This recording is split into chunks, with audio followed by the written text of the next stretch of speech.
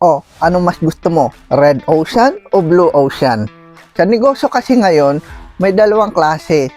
Ito yung Red Ocean at Blue Ocean. So, pag-usapan natin yan. Sa Red Ocean, patayan na, siksika na, pare-pareho ng product, pare-pareho ng pangako.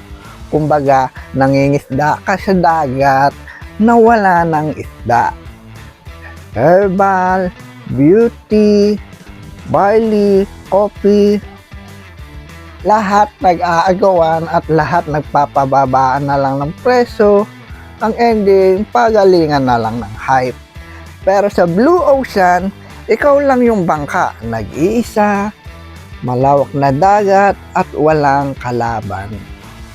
Hindi ka nakikipag-agawan, ikaw ang hinahanap.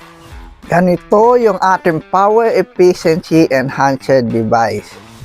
Very unique yung product, wala kang kalaban, lahat ng may ilaw or kuryente sa bahay, market mo. Hindi ka na makipagsiksikan at ikaw ang mauuna.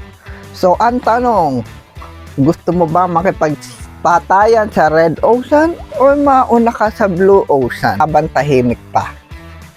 Habang pioneering stage pa, habang hindi pa crowded. Decision mo yan. Kapag dumami na naman ang bangka, late ka na naman. Kaya PM mo na ako kung gusto mo, ikaw naman ang mauna.